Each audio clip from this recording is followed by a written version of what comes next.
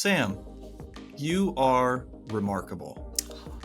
Thank you, Mike. That's very kind of you. Yeah. What do you mean by that? Yes. So we use this term, this phrase, like all the time. We say you are remarkable. And recently we actually had somebody kind of go, hey, you say this a lot. We don't know what it means. Yeah. And we'd love to hear more. And so we thought, why don't we talk about that? First and foremost, Mike, why we say that. When you say we, you should probably share who we are first. Oh, Resound? Yeah. Yeah. So Resound. So Sam and I have this channel called Remarkabrand, where we talk all about brands that are remarkable or that we think are remarkable and what makes them remarkable or what doesn't make them remarkable. And then we have an agency where we help companies, especially professional services firms, think through their own brands and how to create remarkable brands for their firms. And this is kind of birthed out of a belief that we have, which is that we actually believe that since every single human being is remarkable intrinsically, and we would say made in the image of God and therefore remarkable, that the organizations that people make up, right? So when we get together, we create an organization, maybe a company for a for-profit purpose, or maybe a nonprofit that's trying to go out and change the world in some way. When we get together and we create these organizations, we're bringing our intrinsic human remarkableness to them, and we're attempting to put that together with other people in a similar mission, right? Similar set of values in a similar way. And so we actually believe every organization is also remarkable. And then we find that there's problems with this, which is namely, a lot of organizations just don't act like it. Yeah. They get out, they start doing marketing, they do communication, and it just doesn't seem remarkable to people. Maybe it's forgettable, maybe it's uninteresting, maybe it's unclear. And so that's really what we like doing, is helping organizations figure out what makes them remarkable. What's this DNA that's within their identity as an organization? And then how can we communicate that and show that and tell that as clearly and creatively as possible out to the people they're trying to reach with their mission. And that is really the reason why we do this YouTube channel too, right? Like, it's not just that we like to do these things because we like to do it with them and for them, but also just teach people how to do it. Yeah. Show them how others are doing it and talk about that. So it really infuses everything we do at Resound, and especially Remarkabrand, this really unique channel that we're hopefully getting people excited about here. Yeah, and if you're a marketer and you're watching this, and let's say you don't get to run the social media channels of Wendy's or McDonald's, or these very visibly seen, obviously clearly established brands. Let's say you work for an accounting firm or a law firm or a business that is just feels really hard to differentiate. Like, we all do the same things. We all do taxes. We all do audits. How do I make my firm stand out? Well, that's where, like Mike alluded to, this idea of you are remarkable. You as an individual and every other individual in that firm are remarkable. You are different in some way. And when you put all of that together in an organization, and you go out and you seek to serve other people through that organization, it is bound to be remarkable. It is bound to be different. And that is where the power of brand comes into play, because there is something there that can be unearthed, that can be unlocked. And that power, the power that comes from that, is really amazing when it's done the right way.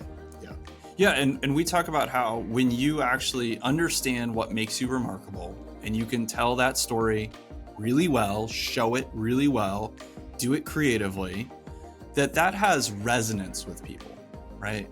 And the right people resonate back to you. Yeah. So if you're in a for-profit company, that often looks like, man, they keep coming back and buying more things from us because they love how this helps them.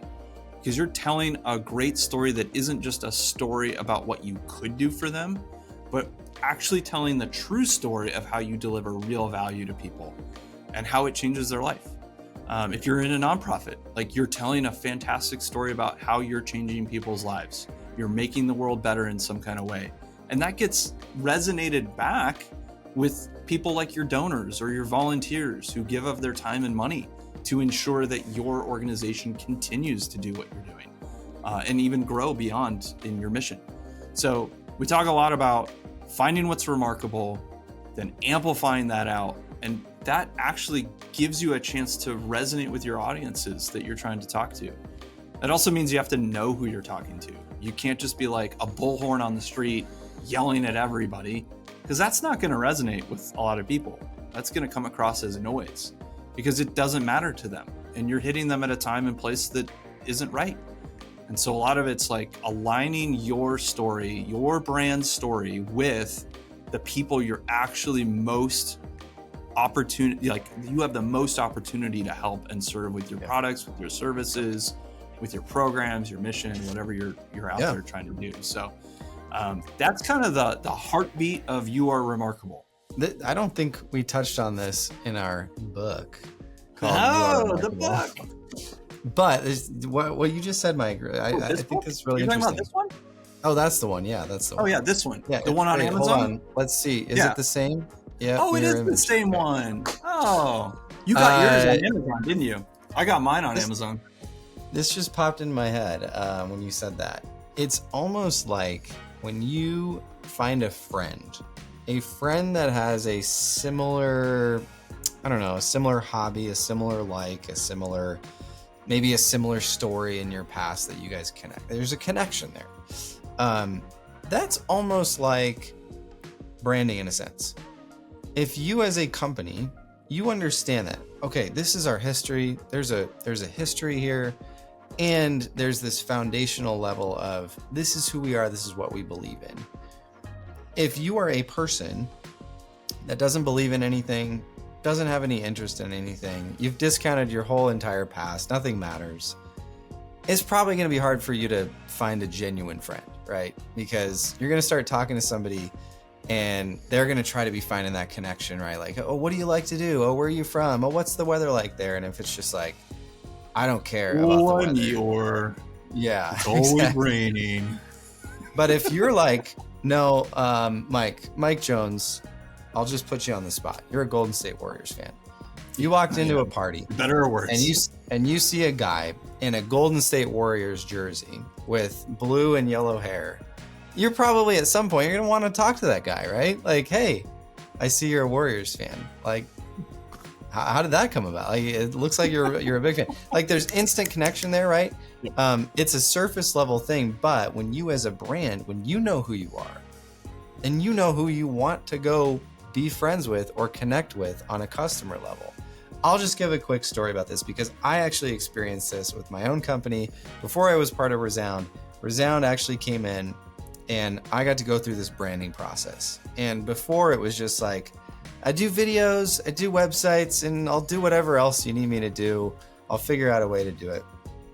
And going through that process of defining who we were as a company, what we actually wanted to be doing, like the actual type of work, and we limited it, took it from like 9 things down to 4 things. And then we decided, well, we're really good at working with these kinds of companies. When we put that message out there, it was mind-blowing. It was like, oh, that's why we never got anybody coming in off of our website, because our website just was nothing. There was nothing there of substance. It was just, we do these things for everybody. Come talk to us. And once we narrowed that down, it was like, people were like, that's what we want. We want you. Like, let's talk. And it was like, oh, I get it now. There's that brand element. Yep.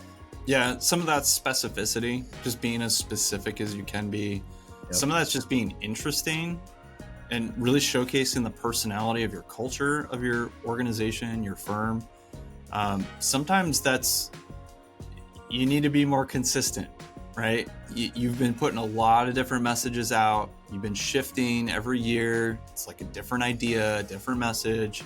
And people are just confused. They're like, what are you really into? I don't understand. Like, what is it you really do? And so, there's an opportunity for every organization to really showcase what makes them remarkable more, right? So it's about finding your remarkableness. It's also about being consistent with it. It's It's about telling it in an interesting way that is authentic to your organization's identity. So not doing it because everyone else does it. We just did a whole video on a whole bunch of brands who are using Taylor Swift stuff in their social media. And it's like, okay, that's a marketing gimmick, but it's not really true to who they are as brands, right? Yeah. Like they're not, Popeyes is not like a Taylor Swift dyed-in-the-wool fan as a brand, as far as I'm aware. Like they've never done anything else with her. So like, why are they jumping on this bandwagon? Well, because it's bandwagon.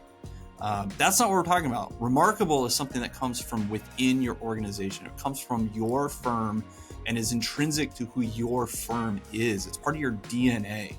And you need to get really good at telling that story out to your audiences in the marketplace. Yeah. And man, like this has ramifications far beyond potential clients, right? This also helps your existing clients really solidify, like, we've picked the right firm. We're sticking with them. They really understand who they are and how they can serve us really, really well. It's going to help them make referrals better. When the next time they're like, oh, I know exactly who is the right fit for this company that I already work with, right? Or your referral partners that you're sending out asks for, saying, hey, refer business to us. And it's like, yeah, because they know exactly who you are and who you serve. That's part of what makes you remarkable. And then it's also going to help you attract and keep great talent. People want to be a part of organizations who know who they are, right? Like I can't tell you how many times like I've heard from friends, family, colleagues, right? Either within a company I've worked in or at a company that they work at, where they're like, I thought they had it all put together and then I started working there. And they don't. Like they don't know who they are. We don't know what we're doing. We don't know what product we're selling today. I remember having one conversation with a colleague where it was like, so what are we selling today? Refrigerators? And we're in an industry that had nothing to do with refrigerators, right? Because the organization we worked for had such a little understanding of what made them remarkable. And that's a process. We don't expect every company to get that on day one and maintain it for 40, 60, 100 years. You have different points in that where you're really clear and other points where it's a struggle as you grow. And so that's really what we're trying to aim at, is just help organizations come back to this fact that, oh, there is something intrinsically remarkable about us. We need to come back and figure out what that is and tell that story really, really well.